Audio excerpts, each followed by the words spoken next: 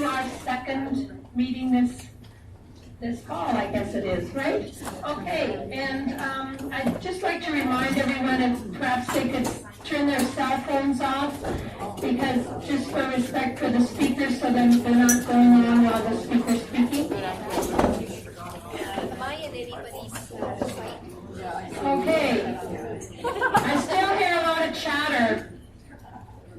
It must be teachers, because I'd like to thank the greeters. Are they back up here? Linda? Yeah. Okay. Linda Lewis and Merelda McDonald, thanks for being here early to greet all of our ladies this morning. And also I'd like to thank Darren for coming again, and his wife Sandy for coming and taping our meeting. Thanks so much.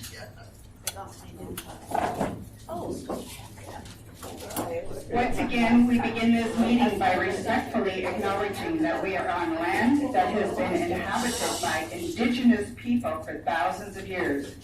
Our Women's Probus Club of Brampton, Flower City, number 179, meets on the treaty lands and traditional territory of Anishinaabe, Huron-Wendat, Haudenosaunee, Ojibwe, Chippewa peoples, the land that is home to the Métis and the Mississaugas of the Credit peoples. Our club appreciates and honors the history and diversity of the land, and we are grateful to have the opportunity to meet in this territory and give respect to its first inhabitants. I'm going to call on David Nairn, who's going to lead us in the singing of O Canada. Can you please stand? O Canada, our home and native land, through grace, through love, in all of us command. With glowing hearts we see thee rise, the true north, strong and free. From far and wide, O Canada, we stand on guard for thee. God keep our land, glorious and free. O Canada, we stand on guard for thee. O Canada, we stand on guard for thee.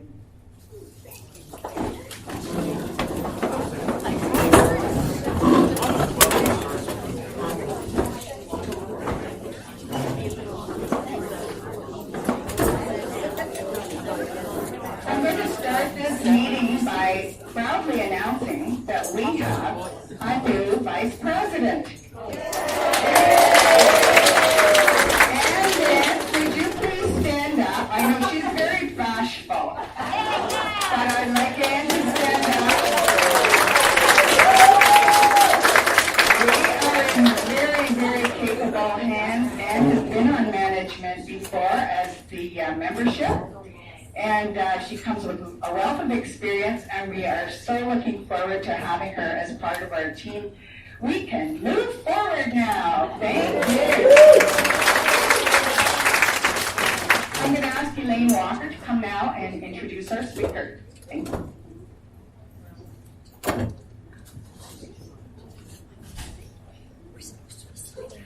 Today we're really fortunate to have David Nairn as our speaker. He's in his 23rd season as the artistic director of Orangeville Theatre. And with his extensive theatre experience, he's directed more than 80 plays and musicals at the Theatre Orangeville. He remains passionately dedicated to the creation, development, and production of Canadian theatrical works that enrich and entertain and deepen our understanding of ourselves as a community, as a people, and as a nation. Today, his topic is From the Page to the Stage. Please welcome David. Thank you very much. Thank you very much. Can everybody hear me? Yeah. Great. I've Never worked with a microphone in my life, but I'm not about to start. I think we've got this working. I don't know if don't know what we've got showing up here, so we might need some more technical help from somebody who knows how to work this. Come on, don't hide now. Yeah, you guys see if you can get a picture up on there.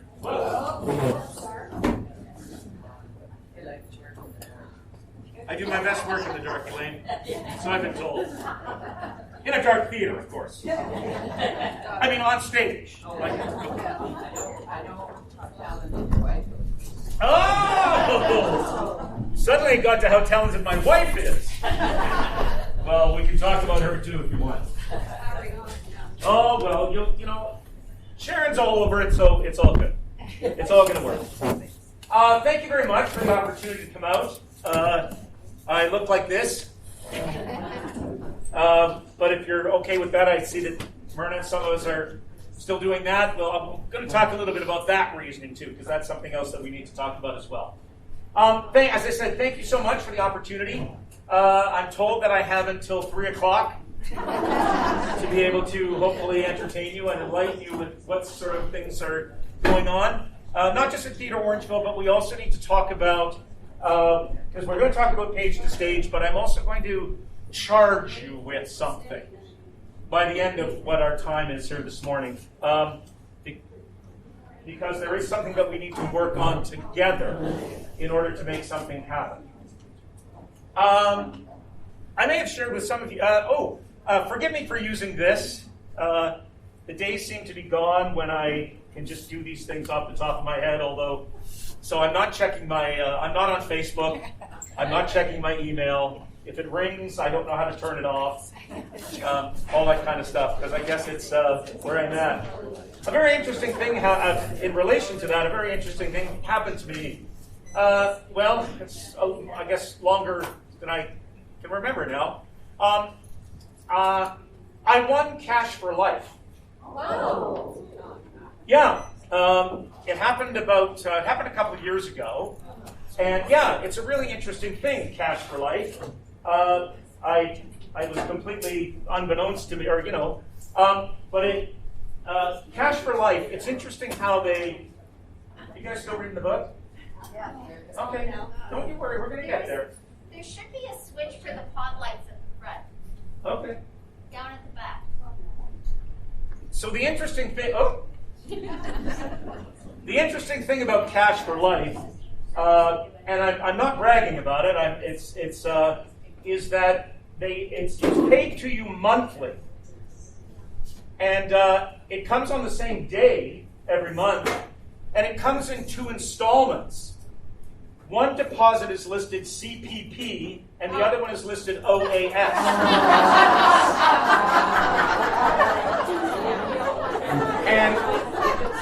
And that happened a couple of years ago, more years than I care to remember now, so my memory is a little bit suspect. It's really interesting. How many people have attended Theatre Orangeville before? Great, a number of you have. For those of you who have not, as like Donna, we hope to welcome you there sometime soon, but that's not really what this is about today.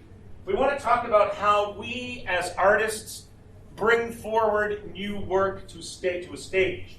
And that's changed very much, particularly over the last couple of years, because of our growing social awareness and moral responsibility that we all share to develop and include works that better represent young people and also the diversity, the ever-changing diversity of the communities in which we live. Just to set it by frame of reference, like so much in our lives, in all of our lives, that over the course of the last few years have changed. And there is no going back to the way life was. There is only moving forward into what a new adventure sort of brings. I don't know if we're any further ahead here, guys, but it says I have no signal. I think you've got to bring up your program. My program. I'm not sure what that means, because I've got it here on my screen right now, but I'm looking at what the presentation is right here. It's not connected.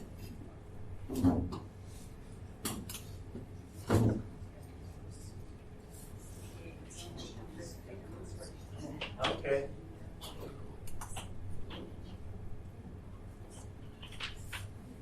Okay, we're not going to get there for a while, so don't worry about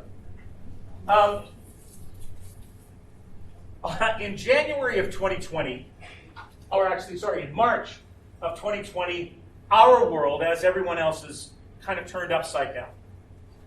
As you know, if you've attended Theatre Orangeville, that the theater is located on Broadway. It's not Broadway Street, it's not Broadway Road, it's not Broadway Avenue, it's one word, and it's just called Broadway. It's interesting because one of the founding fathers of Orangeville was from New York. So Broadway is named after that, and it's possible in Orangeville to go to the corner of 2nd and 3rd, 4th and 5th, 3rd and 2nd. It's all laid out like New York City. The southern part of the town is all like this. William, John, Mary, it's all named after royalty, and it goes all over the place because it's kind of a crazy thing. And on the 14th of March, 2020, we had to shut the theater down. Obviously, all kinds of things closed. And it was the opening. We had the opening night on Friday the 13th, which is usually my lucky day, and the second day after that, we had to close the theater. The actors, of course, were despondent. I told them that it's not every actor who can say, put on their resume that they opened and closed on Broadway on the same night, about that sort of other Broadway. But what it allowed us to do was to really, as all of us, we've been able to kind of step back a bit and reflect on how we live our lives, how we create what we do, and in our instance at the theater, is how we create art. And it let us think about why we create art. Why is it essential for us to develop? We have a mandate at the theater of doing only Canadian works. And what that means is that the work that we create and present is either written or composed or adapted by a Canadian. Is that we're about telling Canadian stories by, for, and about Canadians. So you won't see Steel Magnolias. You won't see Guys and Dolls on our stage. The only time that we step outside of that mandate is the work that we do with young people, with our summer companies or any of those projects, because we choose shows that allow them to develop different skill sets. Whether it is Broadway musical or whether it is Shakespeare or anything like that that we're doing, it allows us to step outside that, but only in the case of the kids. But what it really forced us to do was to step back and say, why do we create art? How do we create art? And how can we move forward in this?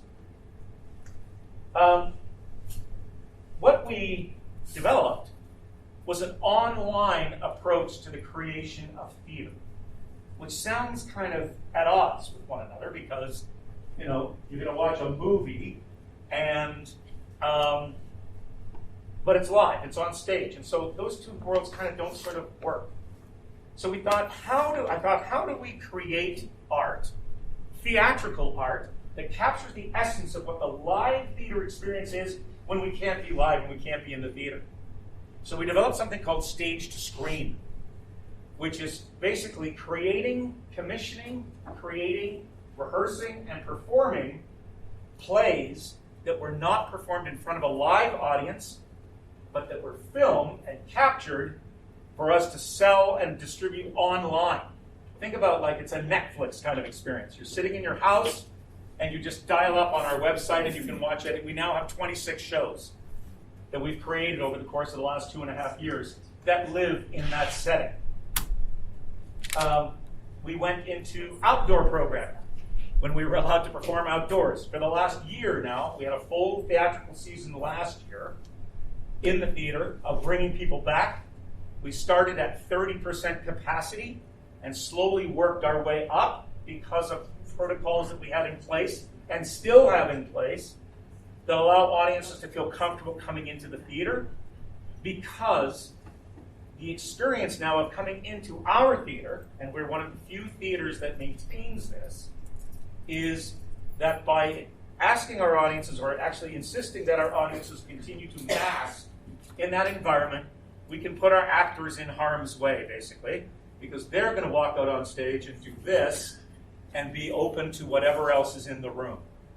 It's not like, theater is not like a retail space or maybe school. Maybe a school is a good example. If a student is ill, we send the student home, they can get their work online, or homework is sent home to them, they can continue and they come back. If something happens to one of my actors, the show stops, and everyone associated with that production is just in limbo until such time as we can, or can come back, because the climate for all of that has changed very much than what it was a year ago. Historically, that's just to set a little bit of framework of what we're going to hopefully talk about with this online demonstration of what I'm going to show you. Is historically, the majority of theater that has been created in Canada, or really anywhere in the world, is very Eurocentric. It's traditional. And in our instance, we perform in an 1876 theater. The Opera House was built in 1876. But you come into a room, you sit in rows, we turn the lights out, or you read your program, we turn the lights out, you sit in the dark, you enjoy the first act, the lights come up, you go to the lobby and get a water or an ice cream or whatever you want, you come back in, sit in your rows again, the lights go down, and the show goes on again. It happens in a very traditional, very specific kind of format. And the interesting thing that's happened in the last 2.5 years is that we're even reimagining what that looks like, what that in-theater experience. I don't know if any of you have any experience. I'm sure is there a number of teachers in the room? There's some teachers in the room. We're doing something very exciting for the last couple of years at the theater. We call it a relaxed performance. On our ticket, it says, when you buy the ticket, on the stub it says that babes in arms are not welcome in our theater because they can be a distraction. We do a lot of work with our local community living outfit. We've been doing that for the last 20 years, creating works that celebrate ability. And some people from that world feel uncomfortable coming into the theater on a regular sort of basis. So we run a show for not just anyone on the spectrum, but for anyone who might be claustrophobic. David, I'm sorry. You know, I loved it so much before when you had, those things that went in and you had a clicker and it moved to the next, what were those called? Like a slideshow thing or something. Yeah. It was so much easier when we had that. Where was it? Right. So, as a result of things like COVID, but really around where the issues are in the world today of social change and our awareness of what that is, a growing awareness sort of of our societal and moral responsibility that we have in our communities to make the world a better place. That's what that's allowed for us to step back and really reflect on what that is and how we create art and why we create it. As I was saying, we have a unique creative mandate around it being Canadian, all Canadian content.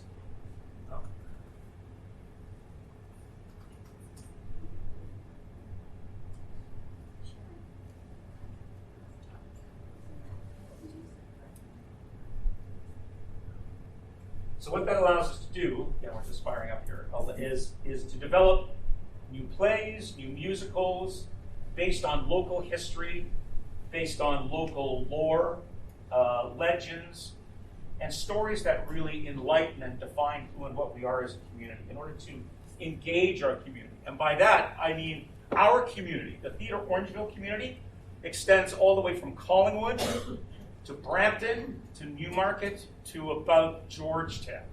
That's where the majority of our audience, that's where our audience comes from, and that's where our subscribers come from.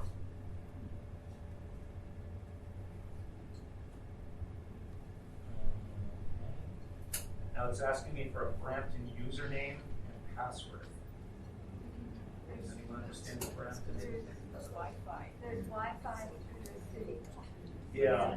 He's got to get It doesn't require Wi-Fi. Just ignore it.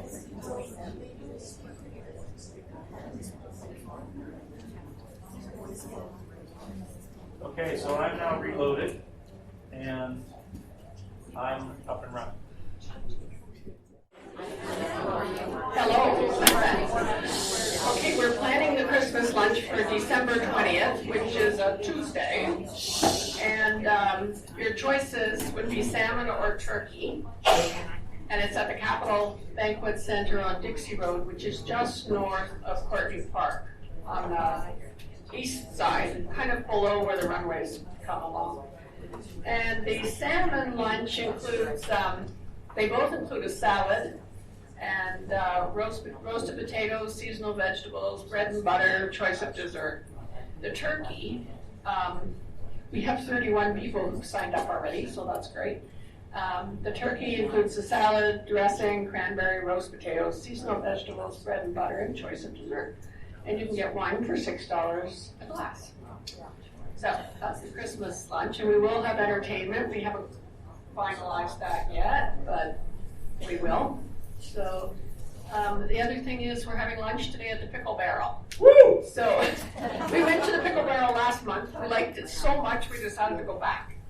So how many people are interested in coming to the Pickle Barrel today? Oh, it's dark in here. Oh, dear.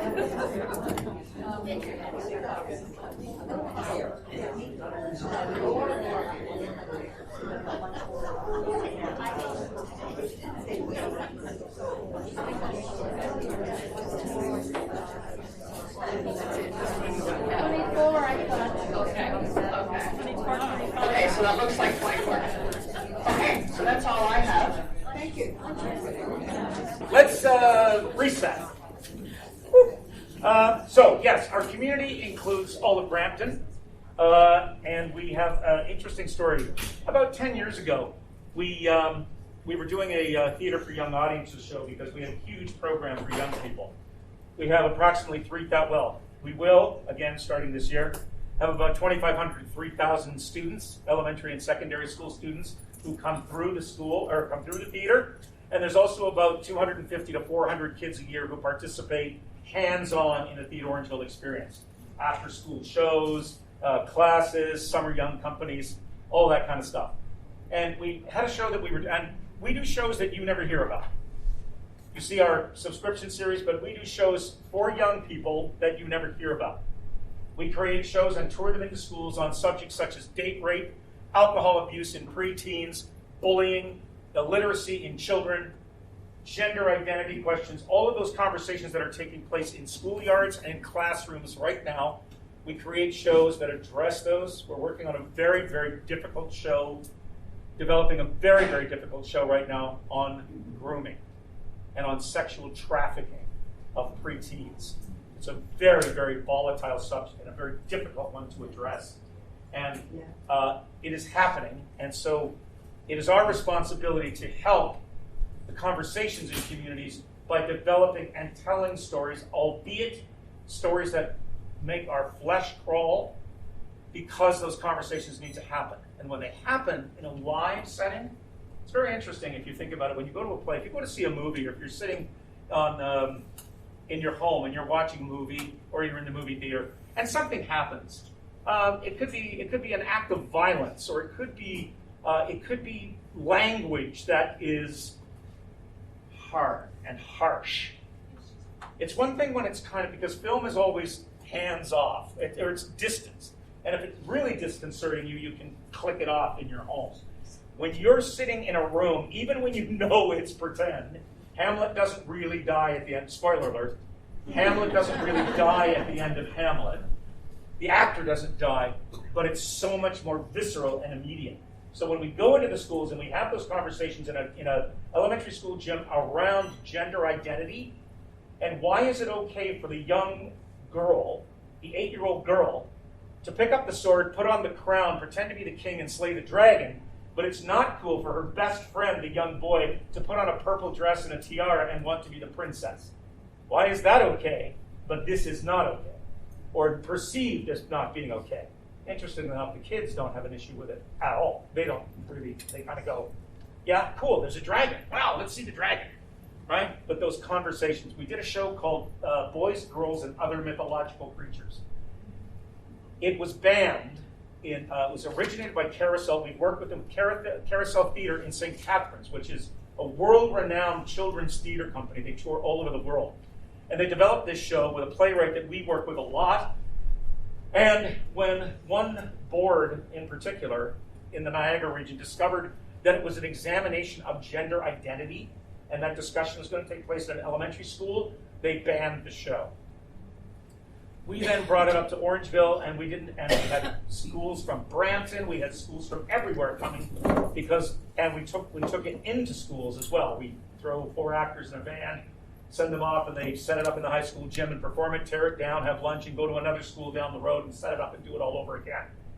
Is that we were able to have that conversation, and it didn't ruffle any feathers at all, right?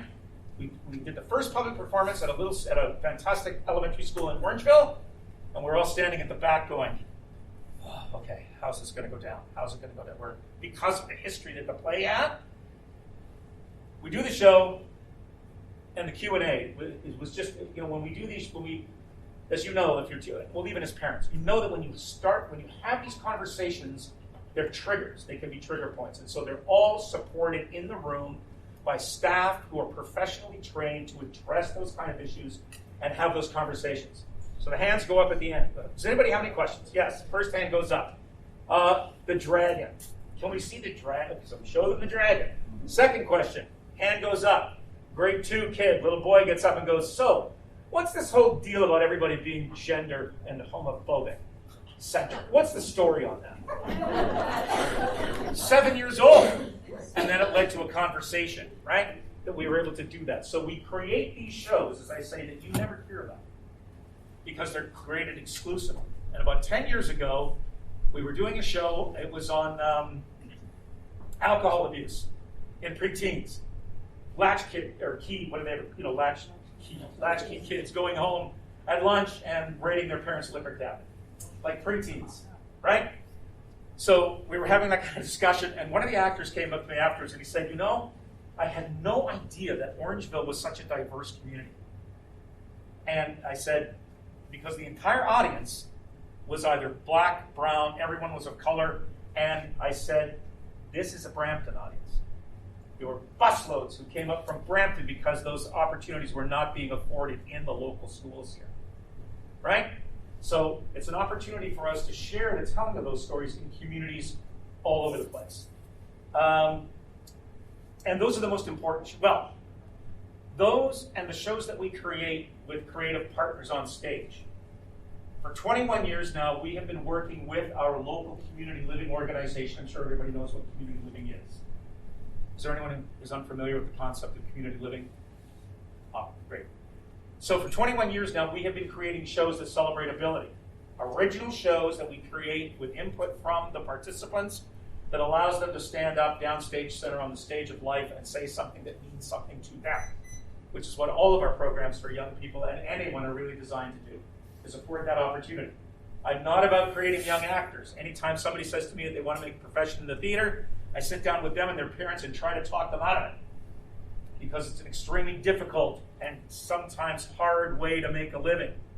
And then I just look in their eyes and I go, is there anything else that you can do to get you any pleasure other than this? And they go, no. And I go, so say to their parents, they're going to be living in your basement until they're 30, so just get used to it now. Or 40, maybe, depending on that sort of goes. So when we're doing those shows and creating them, it also allows us to talk about diversity and include shows of a broader nature, of working with BIPOC creators. Black, Indigenous, people of color is what BIPOC stands for. As interestingly enough, the Black creator community is now wanting us to call it IBPOC, Indigenous Black People of Color, because Indigenous people were here first. So the Black creator community is asking that we re-identify so that the Indigenous creators take precedence in that thing. So we're trying to expand because we're small town Ontario. Sometimes this messaging falls hard on people and falls in a difficult and sometimes interesting way. We're very blessed in our community because, the key draws all over. In Orangeville, for the last 5 years, we have run a pride event called Celebrate Your Awesome, which is a day of bringing the community together to celebrate all of us, but with a particular emphasis on the pride movement and what that means. So that kind of sensibility is something that we've helped, I like to think, that we've been able to foster in our community for acceptance of different stories. Stories that don't look like me, old fat white guy with a ponytail, but different stories that reflect different people in our community and that broaden all and enrich all of our experience, collective experience, as to who and what our community is and what that sense of community is, because communities are changing. When the pandemic hit and we couldn't go into schools, schools were still clamoring for that kind of messaging and those conversations, because those conversations don't stop. So we switched to our online capability, and we developed 2 or 3 shows. One was around bullying, one was an environmental show around climate awareness and how young people can affect change in the world today when we're in relation to the environment and to the climate change situation. And we toured those into the schools virtually. So the kids would, all of them sit there and watch it online, and still afforded us that opportunity. Not many theaters. The only other theater that I really know of that does anything similar to it is Stratford. Stratford's done it for a number of years, where they film their productions and make them available in an online experience. But there's really no other theater in the country that sort of is doing what we are doing, of building a library of works for adults or for big kids and younger kids to enjoy kind of what that experience is. Because, of course, none of us know where this is going to go. It could all go sideways tomorrow. There's people who've said to me, David, we don't know if we're ever going to feel comfortable coming back to the theater. I get it. I understand it. We all are the same. We all share the same concerns and the same collective ethos as to what it's all about. And this affords us that opportunity to put our work not only on a worldwide scale, but also to work with people in our community that don't yet feel comfortable returning to the theater. Whether they ever will. Audiences are coming back. They're coming back. You are coming back to the theater. Audiences are not coming back yet in numbers that make it sustainable. So the not-for-profits art world, the world that I live in, has always operated on the knife's edge. But it's been an interesting challenge. But audiences feel comfortable and confident to come back into something that they really care about and they really love. Is there anyone here who doesn't like theater? Is there anyone who doesn't like ballet? Is there anyone who's not too keen on opera? Yeah. That's the magic button. Why don't you care for opera? Anyone? Sorry? I don't like this. I don't enjoy that sound. You don't enjoy the sound, the overwhelming aspect of it? Yeah, or understanding what you're singing. Or understanding. I don't understand Italian. I don't understand German. I don't understand, even if it's sung in English, I don't understand, because it's hard to understand. Even sometimes with the surtitles, I sort of get it, right? I think we should do that in the theater sometimes. Sometimes when I'm watching Netflix, sometimes I'm watching a movie, I have to turn on the sound or something, just so I understand what's going on, because my hearing is so suspect, I think, these days. So you don't understand what's being said. Do you ever read the libretto before you go and see an opera? I've never been. Oh, you've never been to the opera? Just on TV. Just on TV. Okay. Or has anybody seen live at the Met? In the movie theater, how they used to do live at the Met and all that kind of stuff. So it's because you don't understand. Is there anyone here who doesn't like Shakespeare? Thank you for your bravery and courage. In a room where there's educators involved, why don't you like Shakespeare? I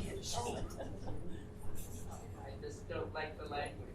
You don't like the language? You don't perhaps maybe understand all of the language? Yeah. Or the references? It's too much work. It's too much work? Fair, look, I totally get that. It's too much work. What's Hecuba to he or he to Hecuba, that he should weep for her? Like, who's Hecuba? You gotta know some stuff. You can't just, okay, great, so she's crying. And, but like, who's Hecuba? If I knew who Hecuba was, it'd be okay. Is there anyone else who doesn't care for Shakespeare? Why? I think for the same reason. Yes. Old-fashioned, something we had to study in high school. So we study it in high school. and we're forced to study it, and we're probably forced to like write an essay on it, or a report, or do a project or something like that. I'll come back to that. I have to cross my fingers because that sometimes helps me remember where I was. It's interesting now with young people. If I see anyone in my theater who's between the ages of about 20 and 30, quite frankly, I ask them why they're there. And they say, well, because we love theater, we love coming to the plays. But we have all, like we, theater and educators, we have done such a great job about getting kids out to say, maybe go to the field trip, to go to Stratford, to go and see King Lear, because we're studying King Lear. But what we've created is an atmosphere where young people equate theater with school. They don't equate theater with entertainment, because they went to see this play and then they had to write an essay and they got a D on it. Like, does anybody get a D anymore in school? Are you allowed to give a child a D? You go, better effort required. Right? So you got an F, like in our time, right? So you had to go and see this play, you didn't understand it, and you had to write an essay, and you failed, or your essay was like, whatever. So they don't equate entertainment with, and theater. And the same thing. It's school. And when they turn their backs on school, they turn their backs on all things school because they want to start a life. And one of the things they turn their back on sometimes is theater, because it wasn't entertaining. It wasn't like going to a movie, because you didn't have to write an essay when you went to see, like, Star Wars, But when you went to see, The Merchant of Venice, try to teach that now. Try to teach The Taming of the Shrew.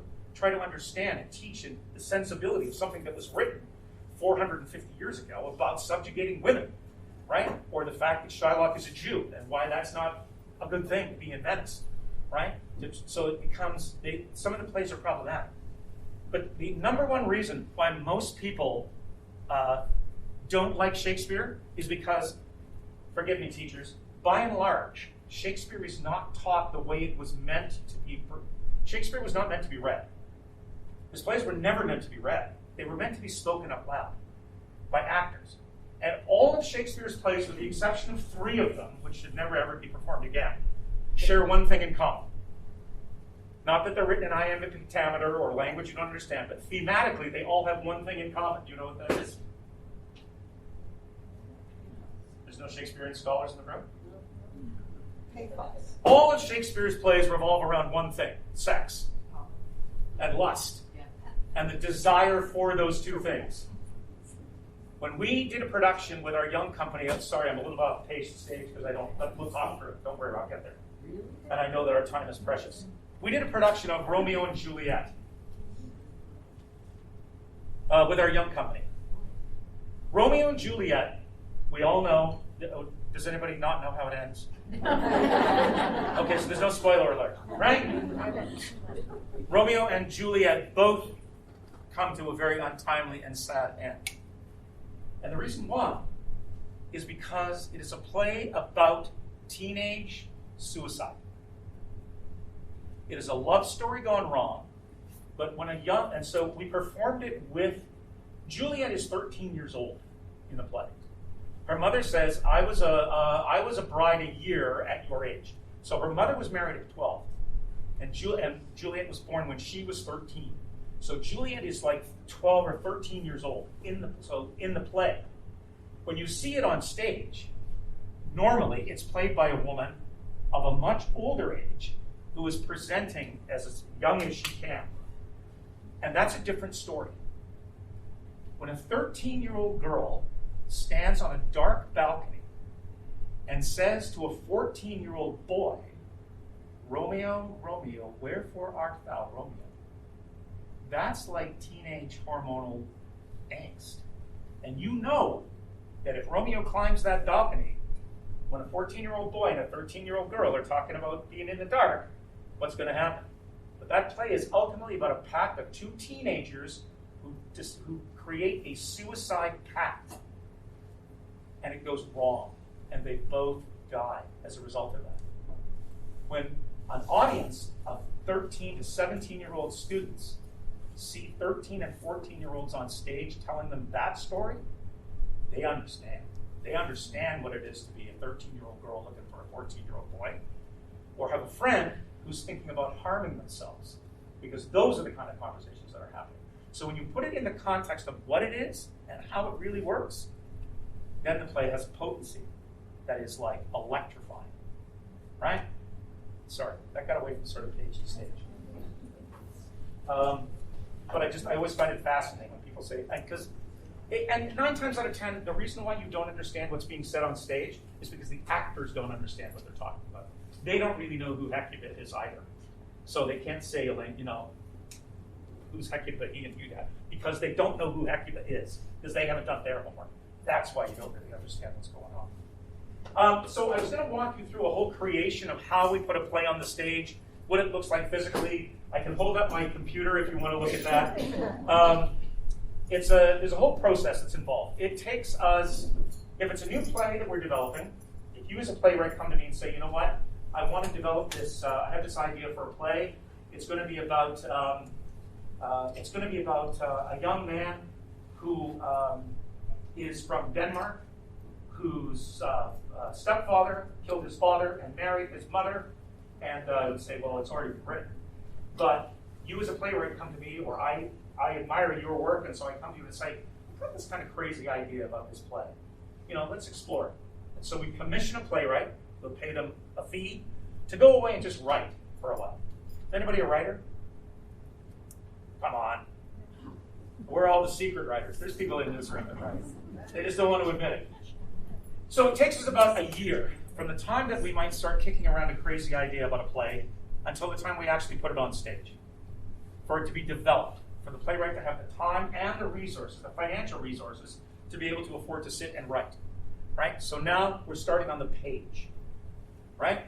And that's the first process. For any of you who are writers secretly, want to be writers, writing is a very lonely profession. I can't write. As you may have gleaned, I'm a talker. I don't have the discipline, I certainly never had it in school, to sit down and apply myself to put written word on the page. But I know how to work with people who do. There's a lonely, sometimes tortured way, especially playwrights, because they're not written as a narrative or as a descriptive, like a novel. They're written as conversation, which is what Shakespeare is. Shakespeare is just a conversation, right? That sometimes is difficult to understand. And so working with a playwright, we try to clear up the inconsistencies of plot, because playwrights hear all those voices in their heads. If there's 5 characters on stage, they hear all of those voices at the same time, like they hear it in their heads. Must be a terrifying place to be. And so my job as artistic director is to help them get those voices out of their heads, onto the page, and ultimately onto the stage. Because that's what theater's about. Shakespeare was never, ever, he's probably spinning in his grave, whoever he was, or she was, because there's a lot of controversy around who and what Shakespeare was, is to get those voices out and for that conversation of characters. Writers all say the same thing. If you ask a playwright, how did you come up with that story? Or those characters and those voices, every one of them will invariably say, I don't know, the characters just started talking. It's like once they start to pour it onto the page, the characters take over the play. They might know where they want the play to begin and where they want it to end, but what happens in between, the characters take over. That's where the characters come alive. That's where Hamlet comes alive. That's where Juliet meets her demise at the end of the play, right? But it's because the characters lead that conversation. It's a kind of a difficult process to get your head around, but that's exactly how it works. So the playwright might come back to me in, say, 3 or 4 months and say, here's the first draft of a play. I go, great, okay, let's read it. Let's get a group of actors together and let's read it. So we sit around a table and we hear it out loud, because that's what the playwright needs to hear first. They just need to hear it out loud. They need to hear those voices, different voices other than their voices, speak the words out loud. And then together we start to develop it, and the actors start to have input, and I start to have input, and the writer takes away what they want, and they go away for another 3 months and write. And then we come back and we do that process again. And as each time it becomes tighter, it becomes more honed, and it becomes a finished piece, that we then make a commitment to produce. Say, okay, we're going to do this play. We're going to put it on stage. It's going to be the world premiere. We have one on stage right now. They're found in trees. It's a play about bird watching. 3 people sit in folding chairs for 1 hour and 45 minutes and talk about life and bird watching. It is one of the funniest plays I've ever seen in my life. But when the idea was first pitched to me, about 3 people sitting in the woods watching birds. Like, where does that go? Like, what's that? Like, how do we make sense of that story? And it is one of the funniest things I've ever seen in my life. And it's what we all do. It's conversation. People talking about things that mean something to them in an environment that's really very, very special. Now, a musical takes about 18 months because, of course, then there's an annoying composer who's involved as well, who wants the music to be this, and the playwright who wants the story to be this, and those worlds collide. And so we need to stick handle between those 2 creative artists about how that works. We did a musical once with, I don't know if you are, Norm Foster, who is, we do his plays a lot. Norm is the fastest, or he's extremely prolific. In the course of the last 2.5 years, he's written 9 plays, all of which are excellent. And then we worked with, say, a composer, say like Leslie Arden, who is, and bringing those 2 together and creating something new and exciting is really a fascinating, fascinating adventure. Of bringing creative artists together, that's my job.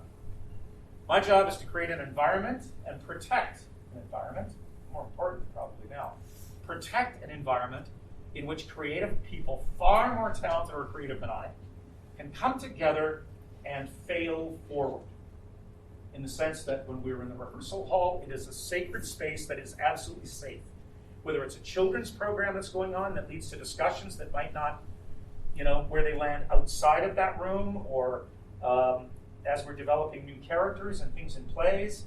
We did an amazing show this summer with a young company. It's called She Kills Monsters. That was performed by young people between the ages of probably 13 and 17. And it's about bullying.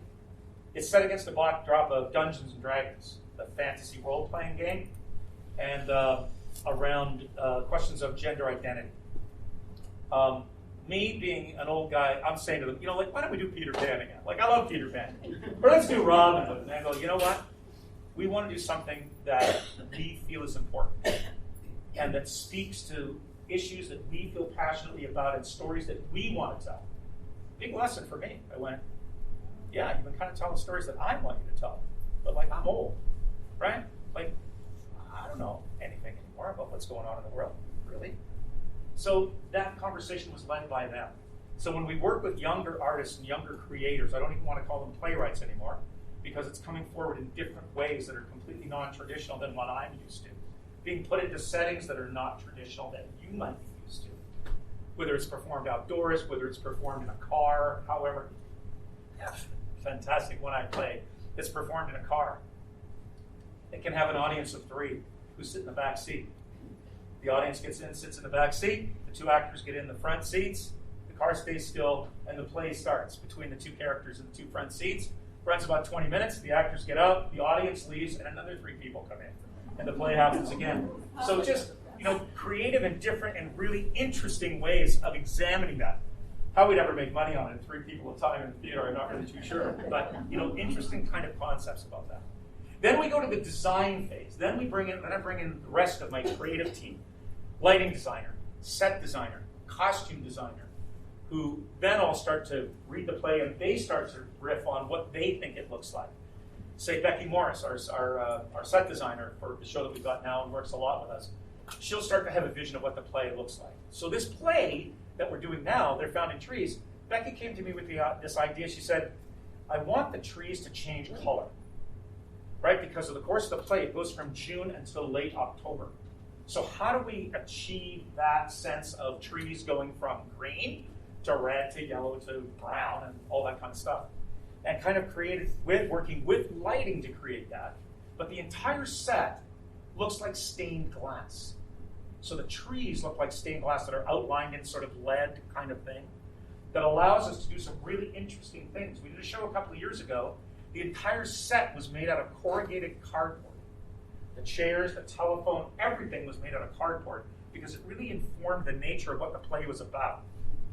And so we make all those kind of creative decisions to bring it forward to what you see on the stage. So it's a collaborative effort of about 8 or 9 professional artists bringing together a vision that sort of serves what maybe my vision of the play might be. I say, we're going to do Hamlet, but we're going to set it on Mars. I mean, wackier things have been done. It wouldn't suit the play, or I don't know how it informs the play, because all of it has to inform the play. So once we have a script, once we have a set, once we have a design, then we can start to move into rehearsals. Now we're starting to take it to the stage. And we work with the playwright in the room all the time in order to move those stories forward. I'm keenly aware of our time, because I've sort of gone a bit over because of just our. So what else did I want to say? Some of the stories that we're bringing forward. Again, we talked about stage to screen. We talked about our diversity of audiences. The Bluff is a play that we're developing right now. We're doing a workshop of it next week. And when you come to see the play, this murder, suspense, thriller kind of piece, well, it's sort of like a think Alfred Hitchcock kind of piece. We're going through that whole development process right now. Does anybody? I'm sorry if this has been a bit of a ramble because. No, it's okay. Does anybody have any questions they want to ask me? Because we still haven't come to the charge as of yet. Yeah. You mentioned you've got plays online. Are they accessible to anyone or? Anybody? Yeah. So you just go to your website. Go to the website. They are by purchase. One of the reasons why I'll tell you, the reason why we started going online is because I'm a coward.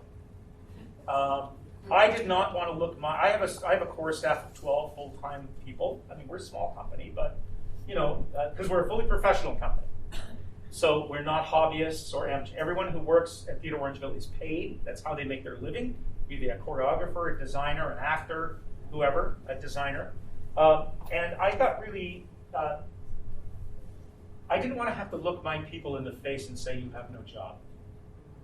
So what can we do to keep our core staff together? And I'm really, because it's a team effort, I'm really pleased to say that in 2.5 years, not one of my employees missed a paycheck. And I think that at the end, when all this is done, I feel really great about it. I know that was a super team effort to make that happen. It wasn't just me, so thank you, but it was a super team effort to make that happen, about how we do that. But I also got really tired, maybe some of you, of seeing artists giving away their work, right? Like artists desperate to create, like a year in maybe, desperate because that's their soul.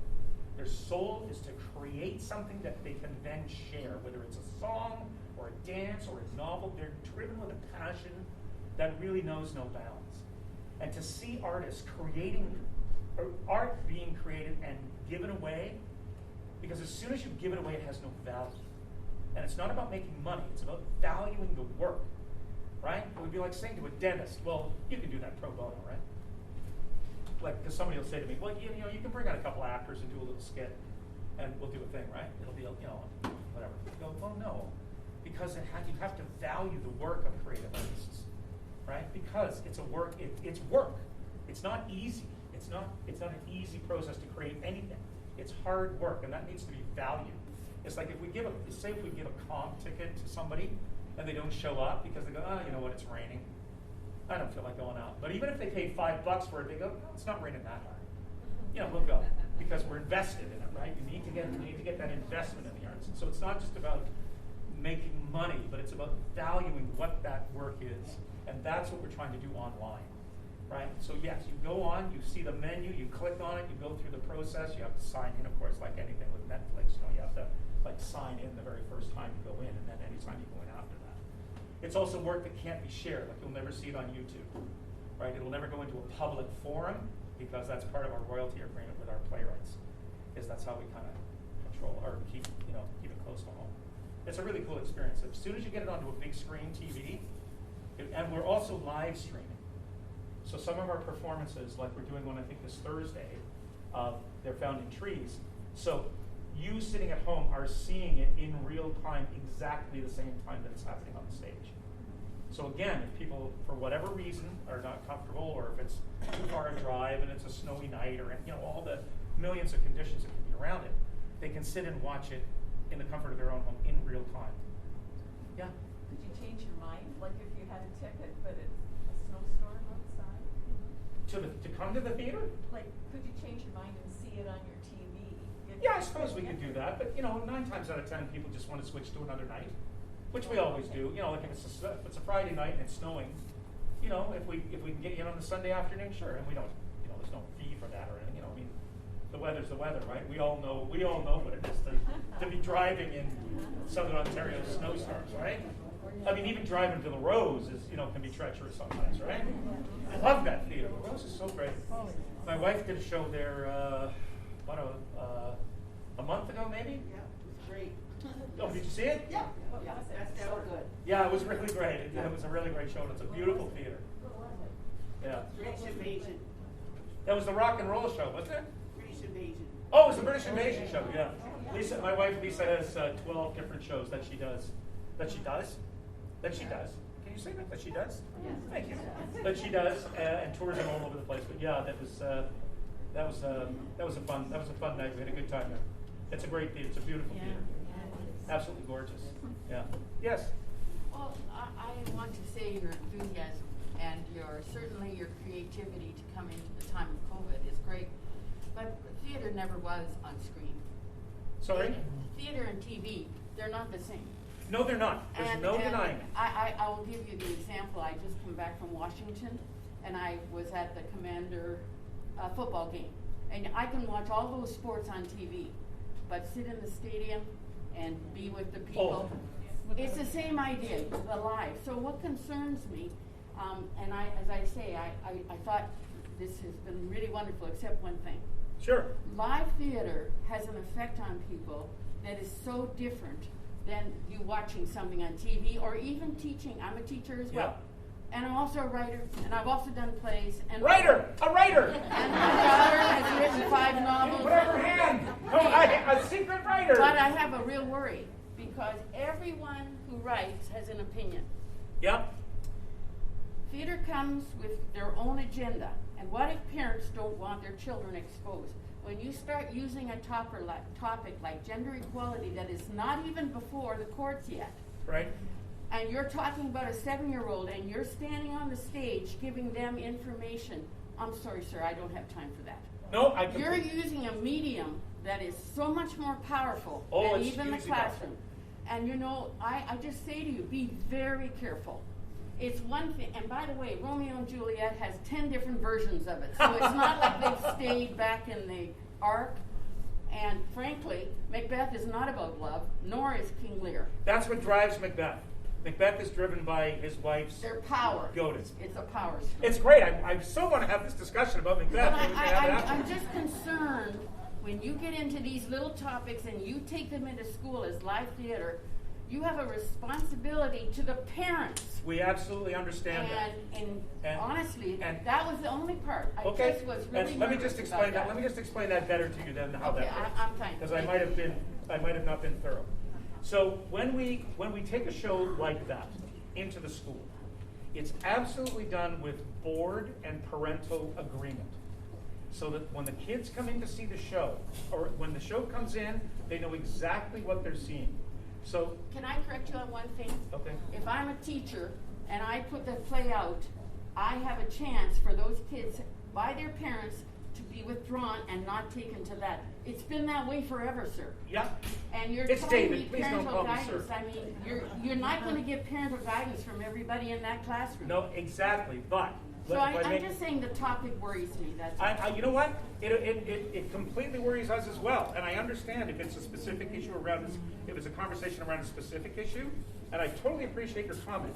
As I want to try to reinforce to you, is that that when we're going into the school, we're going in with the full understanding from teachers, principal, board, and parents as far as the school distributing the information we give them as to what the content is. And if it's if the school or the board has a problem, obviously we're not going into that school, right? So, and these are conversations that we're being approached, right? We were approached by a board to start to develop a show around grooming of young people into a sexual trafficking trade, right? So it's not, I'm not trying to thrust some kind of agenda on anybody about what the content is, because I understand that there are really difficult conversations. But please, please, please understand that we're not bullying or forcing our way into any environment. And when we come in with trained professional. We did a show, by way of example, we did a show called Rage Against Violence. And what it is a show about violence towards women. And we knew, and this was for an adult audience, it was not for children, so the example, but is that we did it with Family Transition Place in partnership with them, which is our women's shelter in Orangeville. And staff, professionally trained staff, came into that environment in order to facilitate and ease any discussion that happened, and also to be a resource in the event of triggering. Because these things can be a trigger. And please understand too, that they're also framed in a conversation that is suitable for elementary students. Because the scripts are all vetted by the boards. So we're not coming in like, we're coming in with something that is tailored to that audience, that speaks to that audience, with that audience in mind.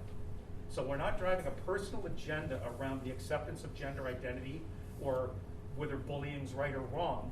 We're trying to present a story that allows young people, and in general, to make, because I agree with you, there is no profoundly impactful art form in the world than theater, for the very reason that I said earlier, right? It's interesting in the theater sometimes, I don't watch the play, I watch you. And if you're sitting in the theater like this, in the back of your seat, you're one step away from this. Click, click, click. If you're sitting in the theater slightly forward, engaged, that means that that you're into the story. But please, I don't want you to go away with the misunderstanding that we are driving some kind of either political or moral agenda, because this is what we believe, right? We're trying to present an open conversation that embraces many points of view. So please, I really don't want you to go away with the thing that we're trying to drive some kind of, as I say, political or sort of moral agenda. But I super appreciate your comment, and I would love to have a conversation with you about the Scottish play and where they go. But there was somebody, I know that somebody else wanted one quick question, but I know you need to go to lunch.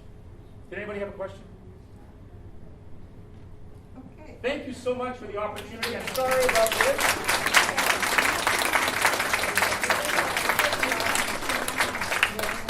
But next time we'll figure it out. Oh, bless your heart. It should be on. What did you say? I think so. David, well, that was so good. Check, 1, 2, 3, check. David, on behalf of all the ladies here, I would like to thank you for speaking to our Women's Probus Oct this morning. We are grateful for the time and effort you took to share your experiences and expertise in the theater industry, which was so interesting and informative. I understand that you have directed more than 80 plays and musicals at the Orangeville Theater.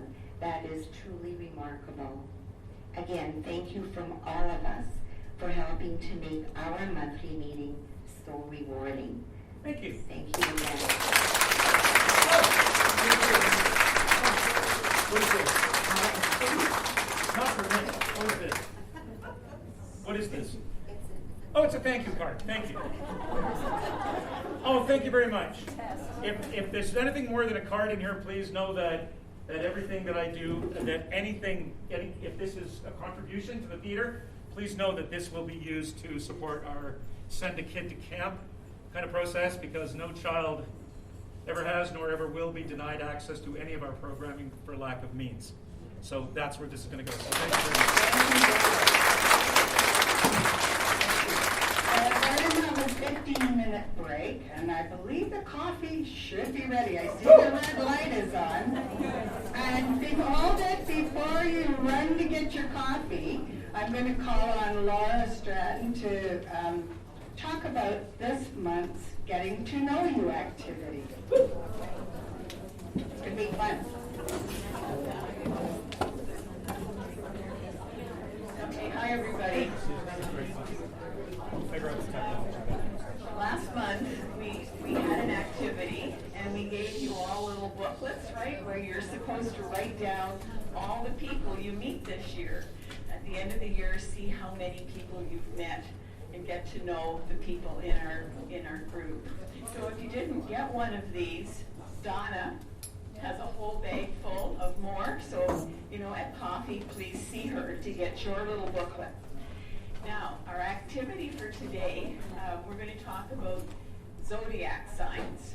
And on every table, we've got a zodiac sign. Hopefully you know when your birthday is, but if you don't, we can help you. But after you get your coffee and goodies, find your table and have a little discussion with the people there and find out if you do share any of the characteristics of that sign. And even if you think it's a complete bust and you're not like any of it, at least you will have talked to a number of ladies who have birthdays close to yours and get their name down in your book, okay? So could I just, really quickly, could you turn over in the center of your table your sign?